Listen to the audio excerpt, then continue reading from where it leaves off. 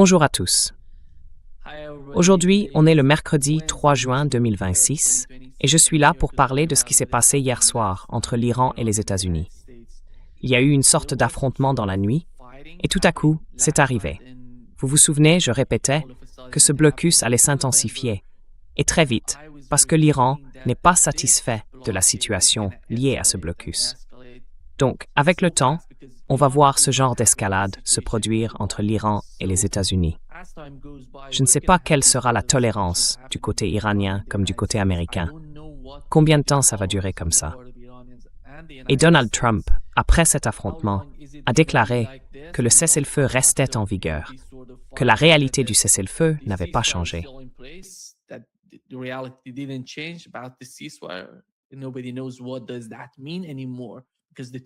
Plus, personne ne sait vraiment ce que ça veut dire, parce que les deux camps se battent entre eux.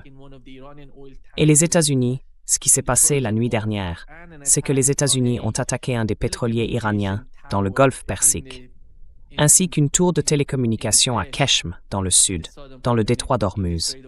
C'est l'une des villes du détroit d'Ormuz. Donc, l'île de Keshm, comme on l'appelle, c'est une île. La réponse iranienne a été immédiate. Ils ont attaqué les bases américaines au Koweït et à Bahreïn. La 5e flotte américaine, basée à Bahreïn, a été visée par les Iraniens. Et depuis le début de la guerre entre l'Iran et les États-Unis, beaucoup d'équipements ont été retirés de ces bases à Bahreïn et au Koweït pour être déplacés ailleurs dans le pays.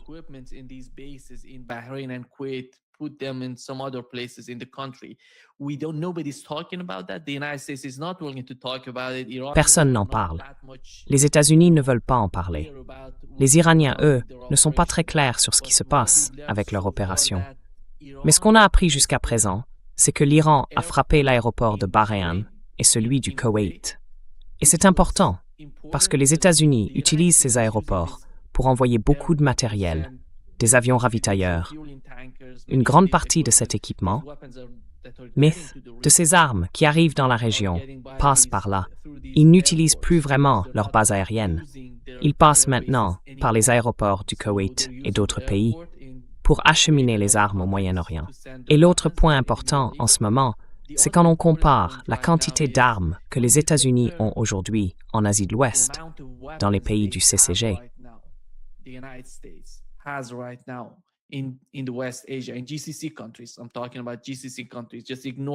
Je parle des pays du Golfe, en mettant Israël de côté, tous ensemble. Selon l'évaluation iranienne, ils ont aujourd'hui plus d'armes qu'avant le début de cette guerre. Vous savez, les États-Unis se préparaient déjà, avant le 28 février, en envoyant beaucoup d'armes, tout ce qu'il fallait, dans la région. Et d'après l'évaluation iranienne actuelle, ils en envoient encore plus. Ils ont donc plus d'armes maintenant, s'ils décident de relancer une nouvelle phase de guerre. L'Iran se prépare. Il se prépare depuis le début du cessez-le-feu. C'est pour ça qu'ils ont immédiatement attaqué ces bases dans ces pays. Ils ont frappé de nombreuses cibles.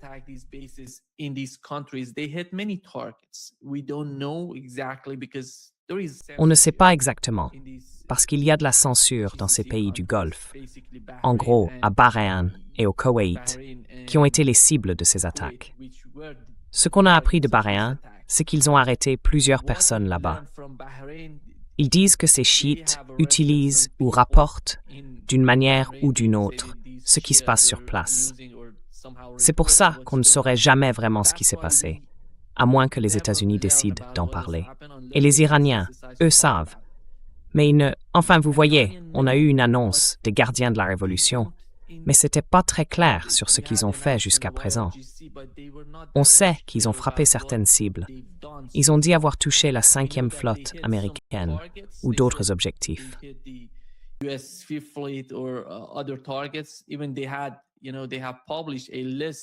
Ils ont même, vous savez, publié une liste de ces cibles dans la région. Mais je pense que ce qu'il faut surtout retenir, c'est que ces dernières 24 heures, 4 avions cargo koweïtiens ont atterri à l'aéroport international du Koweït. Pour les Iraniens, c'est un signe que les États-Unis envoient davantage d'armes et que le gouvernement koweïtien aide les Américains. Mais le point principal, selon le ministre iranien des Affaires étrangères, c'est que ces deux pays ont été attaqués parce que les frappes provenaient du Koweït et de Bahreïn. C'est pour ça que l'Iran a commencé à les viser. Donc, pendant que la guerre continue, je pense que le calcul des États-Unis, c'est d'exercer une pression supplémentaire en utilisant le blocus.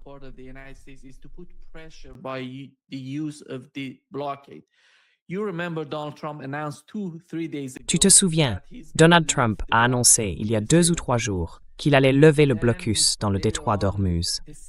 Puis, plus tard dans la même journée, il est revenu en disant que non, ça n'allait pas se faire, parce que l'Iran n'acceptait pas les conditions sur lesquelles il s'était soi-disant mis d'accord, d'après les messages qu'ils s'échangent. Mais le problème, c'est que Donald Trump invente tout simplement des choses.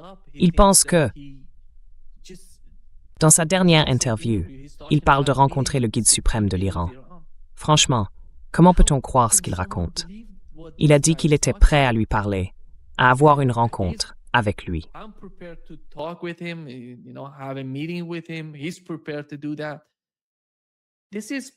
Il est prêt à le faire. C'est une partie de la manipulation qu'il essaie de mettre en place. Ou alors, il est dans le déni, ou bien il essaie de provoquer je ne sais quoi. Moi, à ce stade du conflit, honnêtement, je ne vois aucun effet positif pour Donald Trump à avancer ce genre d'accusation ou à dire qu'il va rencontrer le guide suprême. Cet homme a tué son père. L'actuel guide suprême d'Iran a perdu tous les membres de sa famille pendant la guerre. Comment peut-on imaginer qu'il accepterait de rencontrer Donald Trump? Il ne le voit pas comme ça.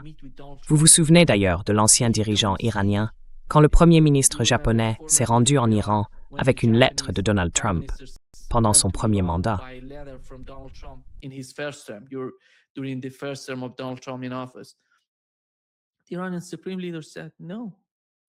Le guide suprême iranien a dit « Non, je ne vais pas. Je n'ouvrirai pas la lettre. Je me fiche de ce que dit Donald Trump. Mais, par respect pour ce que vous faites en tant que Premier ministre du Japon, je vais vous parler. Quoi que vous ayez à dire, on peut négocier, on peut discuter, mais je n'ai aucun message pour ce type, c'est-à-dire Donald Trump. Donc il n'y a aucun respect envers Donald Trump. Il se moque complètement de ce qu'il dit. La seule raison pour laquelle il négocie en ce moment, c'est que l'Iran pense peut-être pouvoir limiter les dégâts, réduire les problèmes auxquels ils font face aujourd'hui grâce à ce genre de message. Mais il n'y a pas de véritable négociation en cours.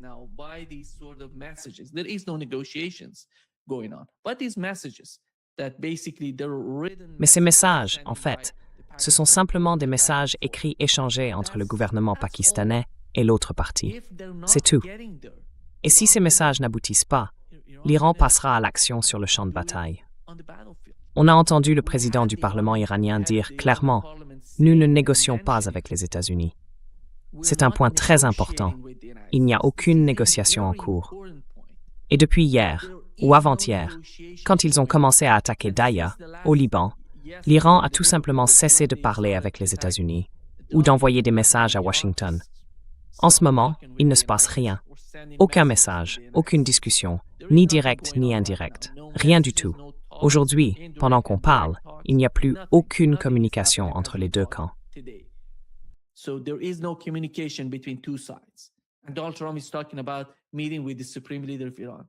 Et Donald Trump parle de rencontrer le guide suprême de l'Iran. Franchement, c'est complètement absurde. Il pense qu'il peut manipuler les États-Unis ou que les gens vont le laisser faire. Mais ça ne changera pas la réalité. Les attaques qui ont eu lieu la nuit dernière ont eu un impact direct sur les marchés, sur les bourses des pays du Golfe. On voit leurs actions chuter. Et ces pays du Golfe, ils ne savent plus quoi faire. Ils sont désespérés. Ils disent vouloir mettre fin au conflit, mais en réalité, ils facilitent la politique américaine en envoyant encore plus d'armes dans la région. Ils l'acceptent. Les États-Unis envoient ces armes à tous ces pays, l'Arabie saoudite, les Émirats arabes unis, le Koweït, Bahreïn, tous, y compris la Jordanie.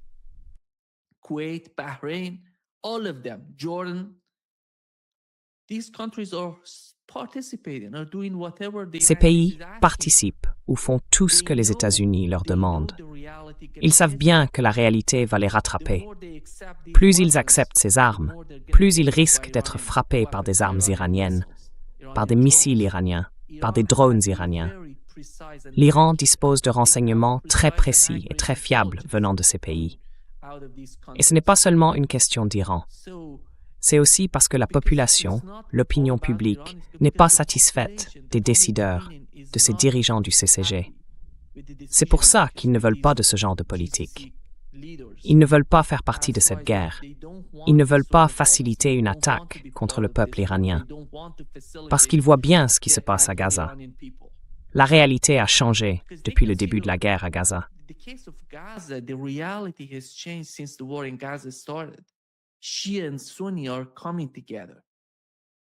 Les chiites et les sunnites se rapprochent. On voit une forme d'unité entre les deux courants.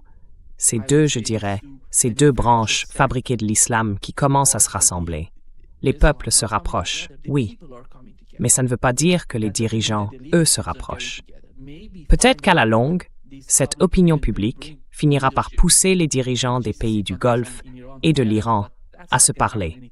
Mais ça ne va pas arriver de sitôt, parce qu'ils sont pour la plupart dépendants. Leur économie dépend des États-Unis. Ils n'ont pas les moyens. C'est pour ça qu'on a vu les Émirats arabes unis à court de liquidités après 39 jours de guerre. La réalité pour eux, c'est qu'ils doivent faire tout ce que demandent les États-Unis.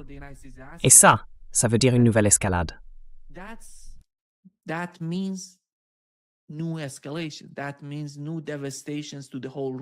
Ça veut dire de nouvelles dévastations pour toute la région. Ça veut dire qu'ils ne vont plus pouvoir exporter leur pétrole, leur gaz, leurs engrais, l'hélium, toutes ces choses qu'ils vendent à l'étranger. Et en gros, à partir de ces exportations, ils importent tout le reste. Absolument tout. Donc ils dépendent totalement du monde extérieur. Mais ce monde extérieur est en quelque sorte bloqué par le blocus iranien dans le détroit d'Ormuz. Ils ont leurs problèmes. L'Arabie saoudite, beaucoup moins que les autres pays, parce qu'elle a un certain accès à la mer Rouge. Mais la situation est vraiment critique au Qatar, par exemple. C'est pour ça qu'après ces attaques, l'attaque américaine et la riposte de l'Iran, on voit l'Arabie saoudite condamner l'attaque iranienne.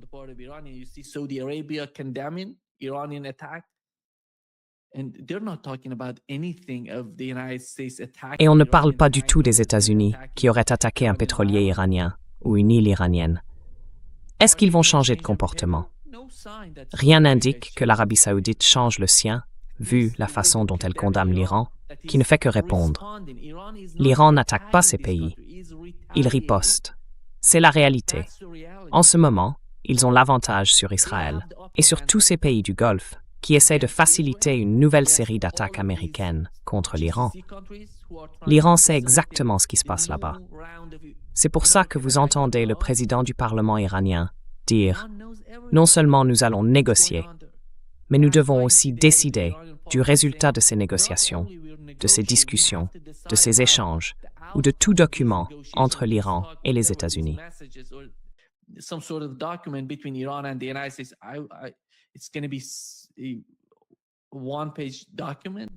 Ce sera un document d'une seule page, parce qu'il n'y a rien de plus à discuter. Rien n'a été discuté jusqu'à présent. Et c'est surtout une question de communication. Je ne vois rien de positif en sortir. Mais bon, admettons qu'ils obtiennent quelque chose. Est-ce que ce sera vraiment significatif pour la région? Non. L'Arabie saoudite le sait. Tous ces pays le savent. Et c'est pour ça que le Qatar, tu vois, quand les attaques ont eu lieu la nuit dernière, ils n'ont pas condamné. Ils ont dit qu'il fallait rassembler la région, qu'il fallait faire autre chose. Donc ils sont piégés. Les pays du CCG sont piégés. Leur économie dépend entièrement des États-Unis. L'Arabie saoudite a essayé de faire quelque chose avec la Chine, mais je ne pense pas que ça ait vraiment marché.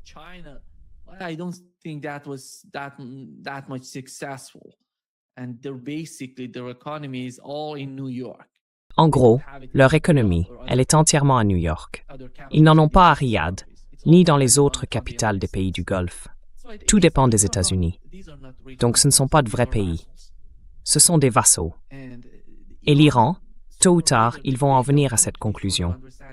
Si on les attaque, si leur économie est sous une pression énorme, s'ils subissent 40 jours de guerre et qu'ils continuent quand même à aider les États-Unis, ou à accepter plus d'armes sur leur territoire.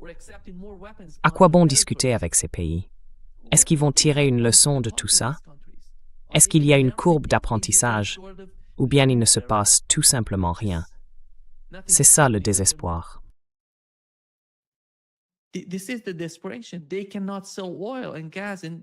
Ils ne peuvent pas vendre de pétrole ni de gaz.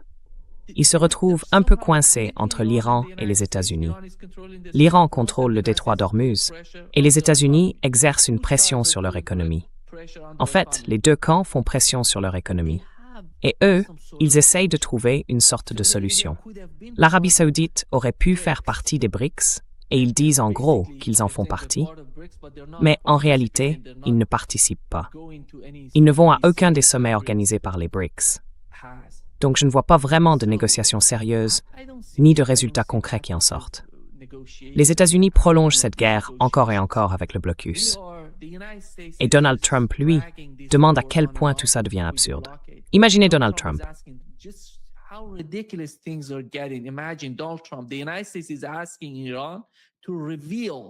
Les États-Unis demandent à l'Iran de révéler l'emplacement de l'uranium enrichi à 60% avant d'entamer des négociations. En ce moment, ils échangent des messages. Ils disent, si vous voulez négocier, vous devez révéler, vous devez divulguer l'emplacement de cet uranium enrichi à 60%. Vous ne l'aurez pas. Et ça n'arrivera jamais. Jamais. C'est pour ça que l'Iran dit, nous devons être prêts. Nous négocions, nous discutons, nous envoyons des messages. Mais nous sommes prêts pour la guerre. C'est atteindre la paix par la guerre. C'est ça, la stratégie. La nouvelle stratégie, aujourd'hui, c'est qu'on ne peut plus rien obtenir par ces négociations. Il faut riposter. C'est pour cette raison qu'ils attaquent les pays du CCG, en réponse à ce que font les États-Unis.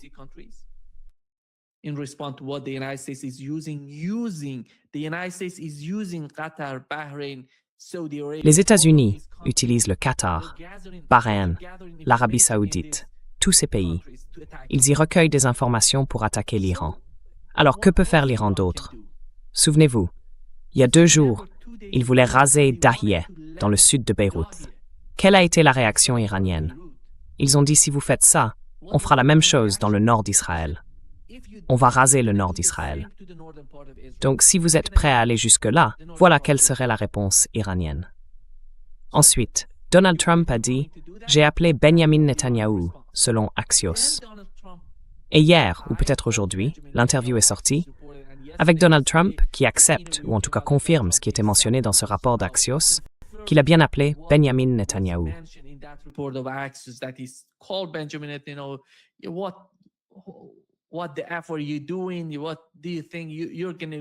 Mais qu'est-ce que tu fiches, à ton avis? Tu serais déjà en prison si je... Enfin, tu vois. Voilà la réalité de la situation. Et tout ça, ce sont des blagues. Qui se soucie vraiment de ce qui arrive à Benjamin Netanyahou en Israël? Personne ne s'en préoccupe de Netanyahou, ni de ce qui se passe là-bas. Ce qui compte vraiment, c'est que les États-Unis doivent exercer une pression. S'ils veulent parvenir à un quelconque accord avec l'Iran, ils doivent faire pression sur Israël pour qu'il se retire du sud du Liban. Il faut un retrait total. Il n'y aura pas d'accord sans ça. Aucun accord possible. Benjamin Netanyahou a donné une interview aujourd'hui. Il a dit qu'il pensait qu'en mettant la pression sur l'Iran, en gros, il faisait référence au blocus.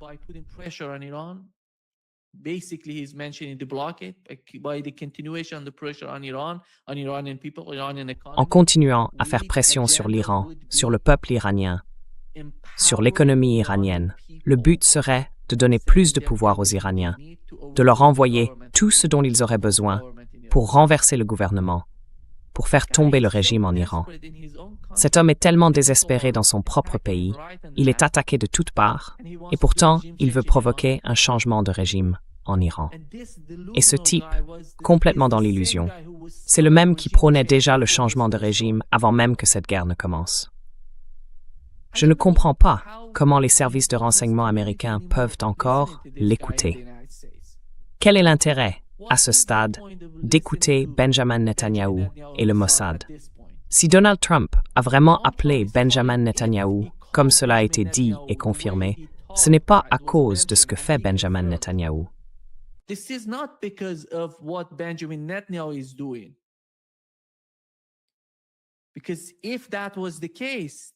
Parce que si c'était vraiment le cas, il demanderait à Benjamin Netanyahou de se retirer du Liban, au lieu de rester là-bas, à essayer de prendre plus de territoire dans leur monde imaginaire, ce qui n'arrive pas. Quand on regarde les soldats israéliens dans le sud du pays, ce sont des cibles faciles, ils se font frapper. Le Hezbollah les frappe avec des drones, beaucoup de drones. Aujourd'hui, on a appris qu'au moins 7 opérations ont été menées, détruisant en grande partie ce regroupement de soldats israéliens, ainsi que les systèmes de communication et de défense aérienne qu'ils ont dans le sud du Liban. Ils ne vont pas reculer. Et Benjamin Netanyahou le sait très bien. Et au moment où les États-Unis quitteront la région, ce sera une énorme perte pour Benjamin Netanyahou. Parce que, imaginons un instant que tout cela soit faux. Let's assume it's all fake. Donald Trump didn't do that, didn't call Benjamin Netanyahu, didn't... Donald Trump n'a pas fait ça. Il n'a pas appelé Benjamin Netanyahou. Il ne lui a pas parlé comme c'était mentionné dans le rapport d'Axios, ni comme Donald Trump l'a confirmé. Mais rien que le fait d'en parler, et la réaction, la répercussion dans les médias israéliens, c'est tout simplement humiliant pour Benjamin Netanyahou, ce qui se passe. Imaginez ce qu'il représentait avant le début de la guerre. Il était fort, puissant. La chute de Bachar el-Assad et les actes de résistance, tout ça, c'est fini. Ils n'ont plus rien à dire. Il a donné à Donald Trump ce talkie-walkie, cette occasion en or, cet appareil. Ces appareils qui ont ensuite été exploités par la direction du Hezbollah, parce qu'une partie de ces assassinats a été réalisée avec les explosifs placés dans ces dispositifs que le Hezbollah utilisait pour ses communications. That the Hezbollah used for the communications. Il était tellement grisé par sa victoire en Syrie, au Liban. Alors il s'est dit, allons maintenant contre l'Iran. Imaginez ce type à l'époque et regardez-le aujourd'hui. Il supplie les États-Unis de rester dans la région. Il supplie pour avoir plus d'armes. Il supplie parce que leur système de défense aérienne ne fonctionne plus. Le système THAAD ne marche plus. Les Patriotes, les PAC-3, ils n'ont plus d'intercepteurs à envoyer à Israël pour reconstituer leur stock. Et si l'Iran décidait d'agir, c'est justement pour ça que Benjamin Netanyahou a reculé hier ou avant-hier face à l'attaque iranienne. Il avait dit, si vous attaquez le Hezbollah, si vous attaquez Doha, on vous attaquera. Mais ils n'ont plus les intercepteurs.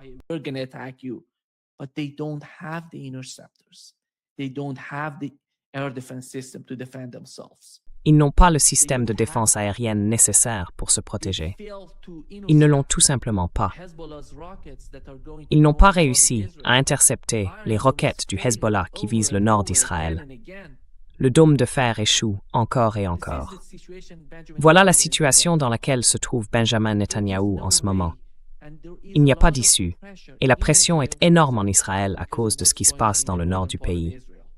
Depuis octobre 2023, quand la guerre a commencé et que le Hezbollah a commencé à attaquer le nord d'Israël, les habitants de cette région descendent vers d'autres villes. Ils n'ont plus leur maison, plus leurs emplois, plus rien. L'économie israélienne est sous une pression énorme. Et pourtant, on voit que la bourse israélienne, elle, est en plein essor.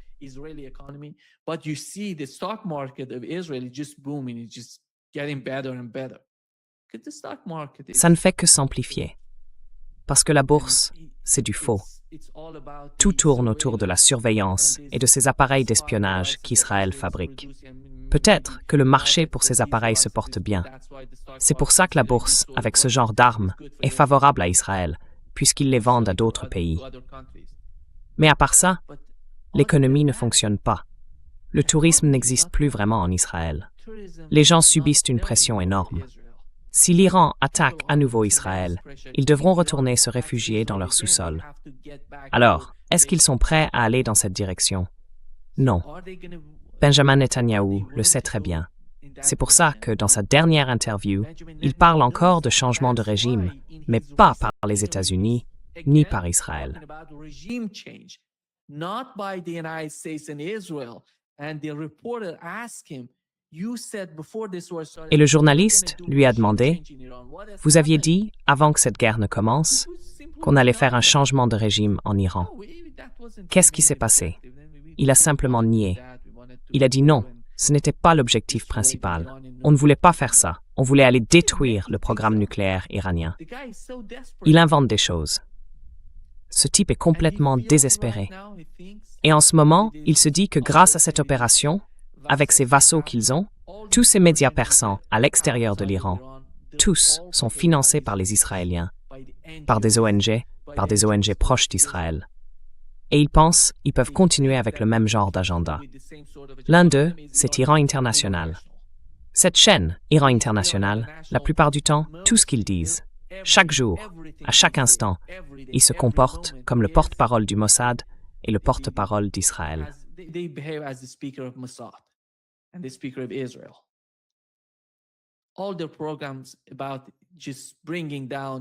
Tous leurs programmes visent uniquement à faire tomber et à détruire l'Iran.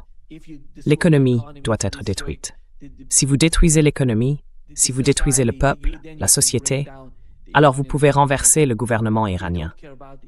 Il ne se soucie pas du peuple iranien. Il ne se soucie pas des écoles, des hôpitaux, des ponts, des infrastructures. Pour eux, tout ça n'est pas iranien. Ils parlent le persan, mais personne ne les considère comme des Iraniens. En réalité, ce sont des instruments de massacre. Le Mossad les utilise pour manipuler la société iranienne. Mais le problème, cette fois-ci, et vous vous en souvenez, c'est qu'ils ont reçu 830 millions de dollars. Avant, en janvier 2026, il y avait eu une sorte de protestation en Iran. Vous vous en souvenez tous.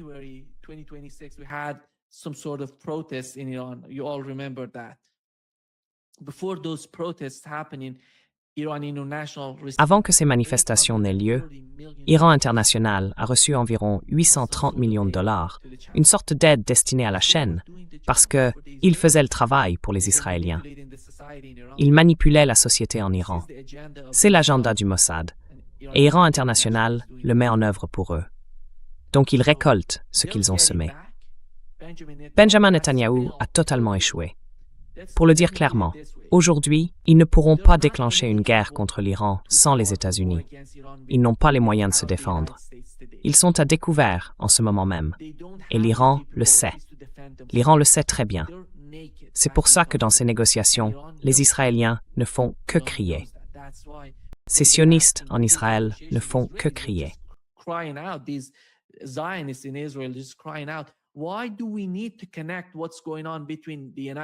Pourquoi faudrait-il relier ce qui se passe entre les États-Unis et l'Iran à ce qui se passe entre Israël et le Liban? Pourquoi faudrait-il conclure un accord au Liban? On peut très bien faire un accord uniquement entre l'Iran et les États-Unis. Ils ne font que crier à l'aide. Mais ce n'est plus entre les mains des États-Unis. Les États-Unis ont déclenché une guerre sur la base de l'état d'esprit délirant de Benjamin Netanyahou et du Mossad. Et ils ont été vaincus. C'est aussi simple que ça. Les États-Unis ont été battus dans le Golfe Persique. C'est pour ça qu'ils supplient l'ONU d'ouvrir le détroit d'Ormuz. Si vous êtes puissant, si vous avez la plus grande marine du monde, pourquoi supplier les Européens de venir vous aider à rouvrir le détroit d'Ormuz? Pourquoi avoir besoin de l'aide de l'ONU?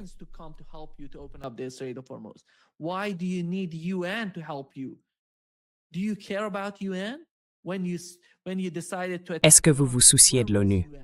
Quand vous avez décidé d'attaquer l'Iran, où était l'ONU? Où était le droit international? Tout, absolument tout. Imaginez simplement ce qui s'est passé depuis que Donald Trump est arrivé au pouvoir aux États-Unis. Chaque décision de son administration, que ce soit sur le Groenland, le Canada, le Mexique, le Venezuela, Cuba ou l'attaque contre l'Iran, tout ce qu'ils font va à l'encontre du droit international. Et maintenant, ils demandent la fermeture du détroit d'Ormuz, encore une fois, contre le droit international. Vous ne pouvez pas faire ça. Personne ne vous soutiendra. Qui se soucie encore de ce que vous dites? Et où est le droit international quand vous tuez autant de gens? En 39 jours de guerre, moins de 20 personnes ont été tuées dans les pays du CCG que l'Iran attaquait.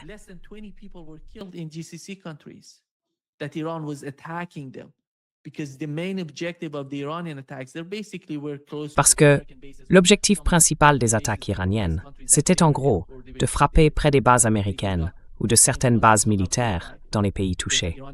Et dans ces attaques, il y a eu des gens blessés ou tués, moins de 20 personnes. Mais combien de personnes ont été tuées en Iran? Environ 3500. Est-ce que le peuple iranien va ignorer ce qui s'est passé pendant la guerre? C'est impossible. On ne peut pas ignorer la dévastation de cette guerre.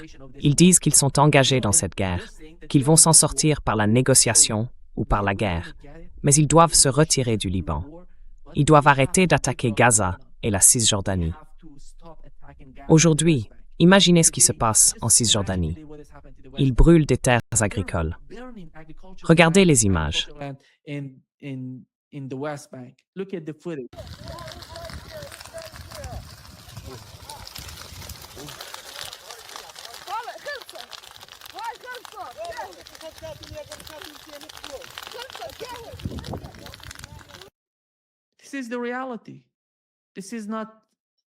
Voilà la réalité. Voilà la Cisjordanie. C'est la terre de Mahmoud Abbas, celui qui était censé soutenir le peuple palestinien. Il est juste là, assis, sans se soucier de ce qui se passe. Et Israël brûle, s'empare de plus en plus de terre, et rien ne change. Aujourd'hui, on a vu les porte-paroles sortir et montrer la carte d'Israël, et en gros, ils officialisent l'annexion de la Cisjordanie. Ils détruisent tout. Ils ne veulent pas de ces gens-là. Et ils veulent faire la même chose au Liban. Mais ça n'arrivera plus. Israël est loin d'y parvenir. Ou alors ils se bercent d'illusions sur leur puissance au Moyen-Orient.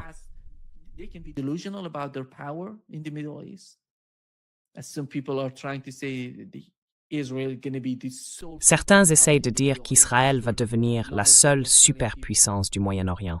Ce sont le genre de mensonges qu'ils vendent aux gens. Ils ne l'ont pas, tout simplement. Physiquement, ils ne l'ont pas. La société israélienne est complètement fracturée. Et ils savent qu'avec le temps, leur économie ne va pas se redresser de sitôt. Le peuple, le désespoir en Israël, les tensions à l'intérieur de la société, tout ça continue encore et encore. Il ne faut pas se bercer d'illusions. Il faut comprendre que ça ne change rien que Benjamin Netanyahou soit en Israël, qu'il soit Premier ministre ou non. Celui qui viendra après sera pareil. C'est pour ça qu'il faut arrêter de rêver à des changements en Israël.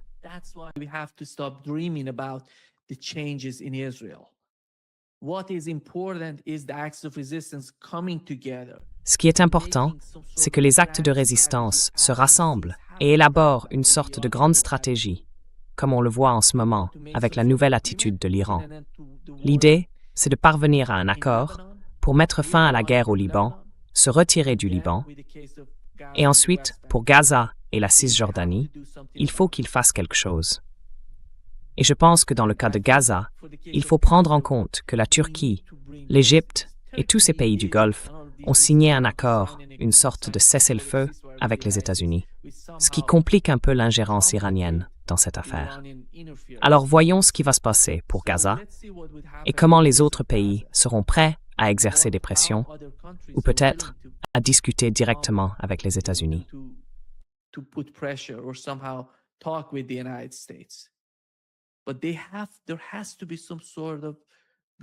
Mais il faut qu'il y ait une forme de compréhension globale au Moyen-Orient, en Asie de l'Ouest. Et je pense qu'il n'y a pas d'autre voie pour les pays du Golfe. C'est pour ça que peu importe la pression que les États-Unis exercent sur ces pays, ils resteront dépendants de l'Iran, pour toujours. Quiconque veut utiliser le détroit d'Ormuz dépendra de l'Iran.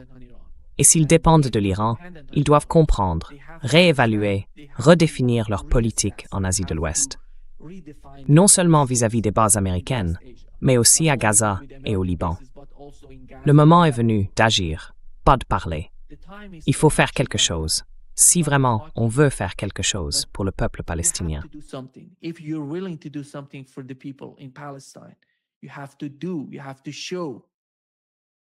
Il faut agir, il faut le montrer. Et je pense que c'est ça la voie à suivre.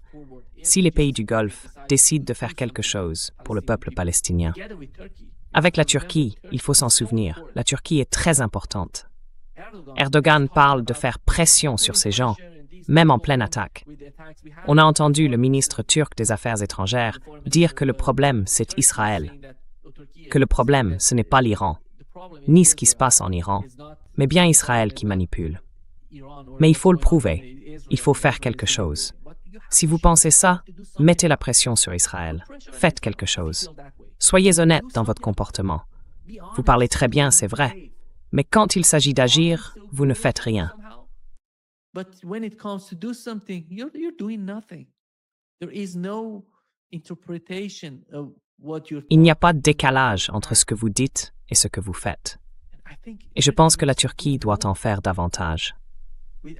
Je dirais même que si la Turquie et l'Iran s'unissaient, si la Turquie se rapprochait de la position iranienne sur la situation des habitants de Gaza, de la Cisjordanie, du peuple palestinien, et aussi sur le Liban et la Syrie, on sait bien que la Turquie veut agir en Syrie, eh bien, qu'ils le fassent ensemble, qu'ils s'unissent. Mais ça n'arrivera pas. Vous voyez, à mon avis, c'est un peu un vœu pieux, cette idée que la Turquie et l'Iran puissent vraiment se rapprocher. Peut-être que quelque chose changera dans un avenir proche, à mesure qu'ils verront l'équilibre des forces évoluer au Moyen-Orient.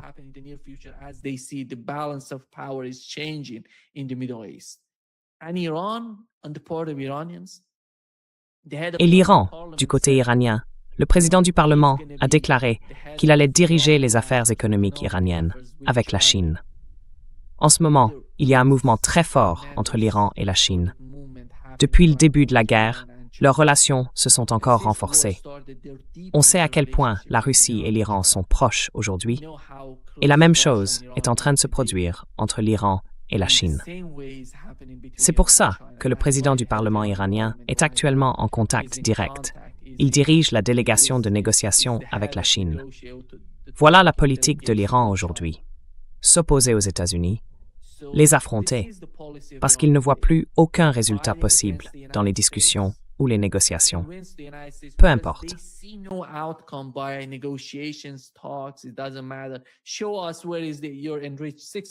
Montrez-nous où se trouve votre uranium enrichi à 60%. On va vous bombarder à nouveau. Dès que vous nous le direz, on vous bombardera encore. On va lancer une nouvelle guerre. Mais ils sont stupides ou quoi? Vous croyez vraiment qu'ils sont assez idiots pour parler, pour vous montrer où ils l'ont mis? C'est justement pour ça qu'ils ont mené l'opération dans le sud de l'Iran. Ils pensaient pouvoir entrer dans l'installation nucléaire et récupérer l'uranium enrichi, ou au moins 50-30% de cet uranium. Mais ça a échoué. Si vous ne pouvez pas le faire militairement, vous pouvez négocier. Vous pouvez d'une certaine manière comme ils l'ont fait avant avec le JCPOA. Mais cette époque est révolue. L'Iran a signé le JCPOA, mais ils ne sont plus disposés à le signer à nouveau.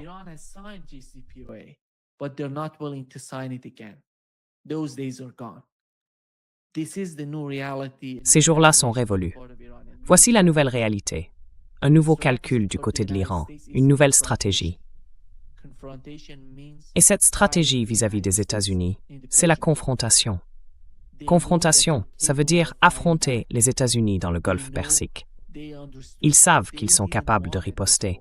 Ils savent, ils ont compris, ils ne voulaient pas de cette guerre. Ils y ont été poussés, d'une certaine manière. Parce que, souvenez-vous de l'atmosphère avant que cette guerre ne commence. Beaucoup disaient, l'Iran, c'est un petit pays. Regardez son budget militaire. Même l'Arabie saoudite a un budget 10 fois supérieur. Son budget de défense est 10 fois celui de l'Iran. Alors comment un pays comme l'Iran pourrait-il se défendre contre les États-Unis, avec en plus Israël et la coopération des pays du CCG?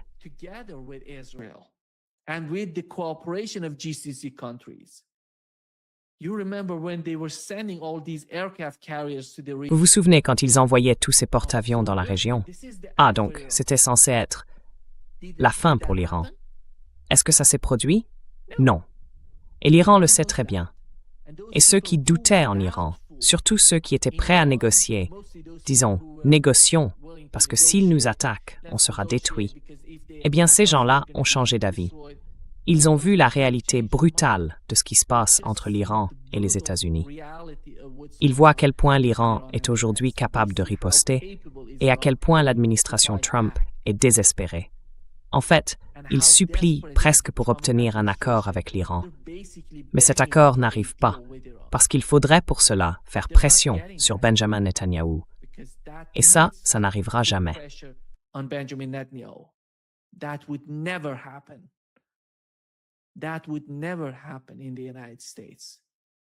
Ça n'arriverait jamais aux États-Unis. Donald Trump peut dire tout ce qu'il veut, mais ils ne vont pas forcer Benjamin Netanyahou à quitter le Liban immédiatement, ni à arrêter d'attaquer le Liban, la Syrie ou Gaza. Il ne pourra pas faire ça, et il le sait très bien. Il fera peut-être quelque chose à cause des élections de mi-mandat. Les élections approchent, et c'est pour ça que Donald Trump pourrait essayer de manipuler la situation. Donc, dès que les élections de mi-mandat seront passées et qu'ils auront leur candidat, ils reviendront à la guerre. C'est l'autre argument.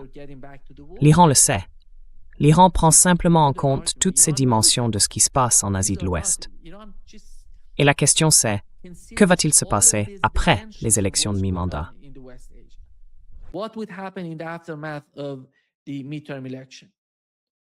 Les États-Unis vont revenir.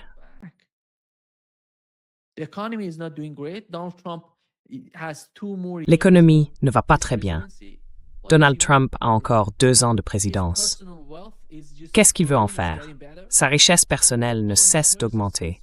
Tout va bien pour lui. Tout ce qui l'intéresse, c'est sa vie personnelle, ses proches, ses fils et ses filles. C'est tout son programme. C'est pour ça que quand on parle de l'économie américaine, il dit « Je me fiche de la situation financière des États-Unis parce que l'Iran fabrique des bombes nucléaires et je dois faire quelque chose à ce sujet. » Alors qu'il sait très bien que c'est un mensonge adressé au peuple américain. C'est complètement faux. Il demande d'ouvrir le détroit d'Ormuz. Il demande à l'Iran de remettre l'uranium enrichi. Rien de tout ça n'arrivera. Il n'obtiendra rien de l'Iran. Et si ce qu'il veut, c'est que l'Iran déclare qu'il ne construira pas d'armes nucléaires, eh bien, l'Iran le déclarerait.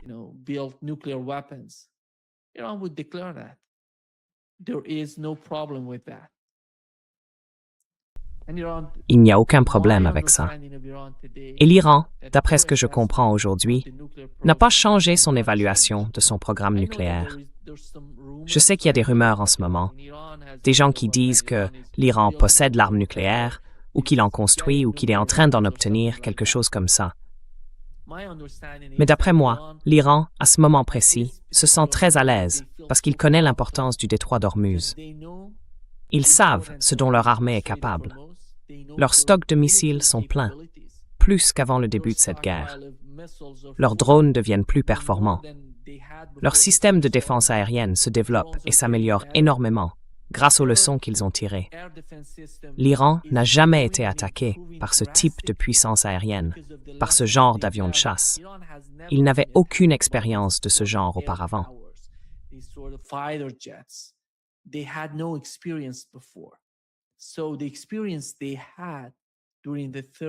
Donc, l'expérience qu'ils ont vécue pendant les 39 jours de guerre les a d'une certaine façon aidés à améliorer leur système de défense aérienne. En ce moment, en Iran, ils disposent du système de défense aérienne Mejid. Ils ont aussi le Bolvar et l'Arash, l'Archer. Ce sont les nouveaux systèmes de défense aérienne. En fait, ils ont maintenant un système intégré. Ils rassemblent toutes ces armes dans une sorte de réseau de communication. Elles peuvent communiquer entre elles, frapper la cible plus efficacement. Cela a considérablement renforcé les capacités iraniennes en matière de défense aérienne. Et ils n'ont aucun problème avec les intercepteurs. Parce que je dirais, ils les produisent presque tous en Iran et ils en fabriquent jour et nuit. Voilà ce qui se passe du côté iranien.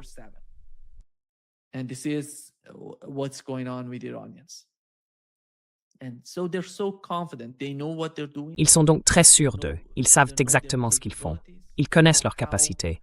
Ils savent aussi le levier qu'ils ont sur les États-Unis dans le cadre de négociations. Alors imaginons le pire scénario possible pour l'Iran. Aucun accord n'est trouvé. Donc, pas d'accord avec les États-Unis. Quelle en serait la conséquence? Le blocus du détroit d'Ormuz. Si les États-Unis essaient de maintenir ce blocus, on reviendrait à une guerre totale entre l'Iran et les États-Unis.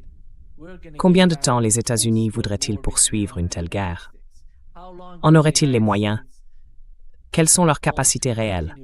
Et quelle est la situation de leur stock là-bas, aux États-Unis?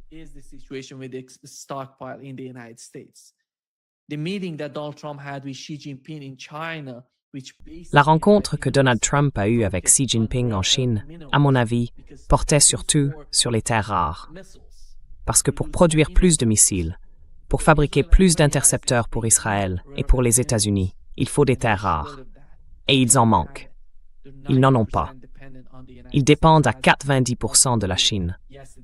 Comme l'a dit Marco Rubio hier, 90% de ces minerais viennent de Chine. C'est pour ça qu'on voit Marco Rubio se rendre en Arménie et dans d'autres pays pour conclure de nouveaux accords et obtenir davantage de minerais de ces pays qui n'en disposent pas comme les États-Unis. Ils essayent de diversifier cette ressource, de diversifier la question de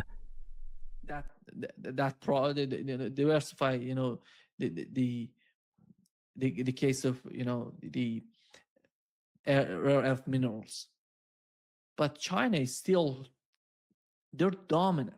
Mais la Chine reste dominante aujourd'hui sur ces minerais. Donc, il n'y a eu aucun résultat concret à ce sommet. Les États-Unis ne vont pas pouvoir reconstituer leur stock de sitôt. Il leur faudra au moins 10 ans. 10 ans pour revenir au même niveau de missiles et d'intercepteurs qu'avant le début de cette guerre. Imaginez, en 39 jours, ils ont utilisé l'équivalent de 10 ans de production. Alors, est-ce vraiment une option viable pour les États-Unis de rester dans le détroit d'Ormuz et de continuer ainsi? J'en doute. Et s'ils restent là pour frapper ces pétroliers, je pense qu'à un moment ou un autre, l'Iran finira par viser les porte-avions et les destroyers.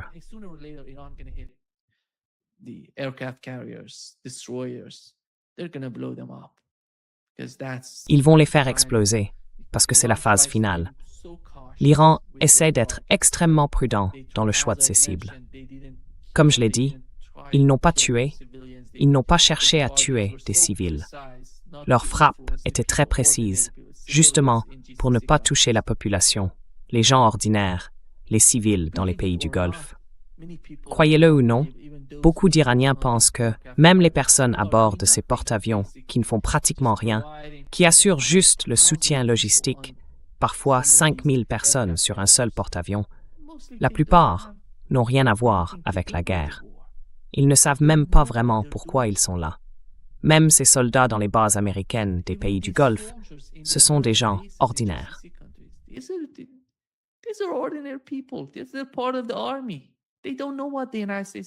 Ce sont des membres de l'armée. Ils ne savent même pas ce que les États-Unis font là-bas.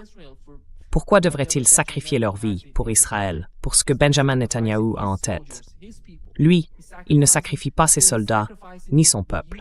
Il sacrifie les forces américaines, la marine. Et qui s'en soucie? Eux non. C'est pour ça qu'à chaque fois qu'il prend la parole, il essaie de vendre encore plus de mensonges au peuple américain. Aujourd'hui, il a dit que les Américains devraient être reconnaissants, incroyablement reconnaissants, ou quelque chose comme ça, envers Israël, parce que nous les défendons. Mais en réalité, ce que nous faisons, c'est défendre les États-Unis. Pas seulement Israël, mais bien les États-Unis.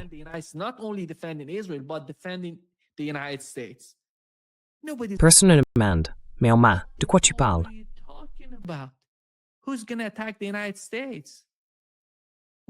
Qui va attaquer les États-Unis? Quelle est l'histoire de l'Iran attaquant les États-Unis? Ce type ment encore et encore. Et il y a des gens, ces sionistes, qui veulent croire à ce genre de mensonges ou qui touchent des commissions du lobby israélien. C'est pour ça qu'ils soutiennent Benjamin. Ils ne se soucient pas du peuple. Tu crois vraiment que Lindsey Graham se soucie des Américains? Tout ce qui l'intéresse, c'est l'argent. Je ne sais pas ce qu'il veut faire de tout cet argent. Ce gars est désespéré. Que ce soit sur l'Ukraine ou sur l'Iran, c'est toujours la même chose. La guerre, créer de nouvelles guerres, envoyer plus d'armes, envahir. Il n'a jamais fait partie de l'armée américaine. Il ne sait pas de quoi il parle. Mais il pousse à envoyer, tu vois, ces jeunes hommes et ces jeunes femmes se battre dans la guerre qu'il s'imagine.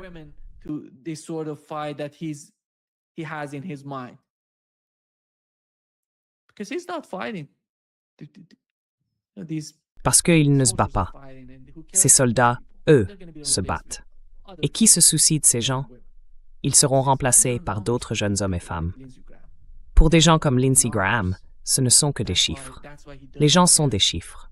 C'est pour ça qu'ils s'en fichent. Et j'espère qu'un peu de bon sens finira par revenir aux États-Unis, chez ces personnes-là. Je ne sais pas si les gens vont le retirer de son poste. Après tant d'années au pouvoir, Lindsey Graham est, à mon avis, la figure politique la plus destructrice des États-Unis. Cet homme est désespéré. Il est incroyablement destructeur. J'espère avoir réussi à vous faire comprendre ma vision de la situation, et je pense que l'escalade va continuer avec le temps. On verra bien ce qui se passera. Et comme toujours, c'était un grand plaisir.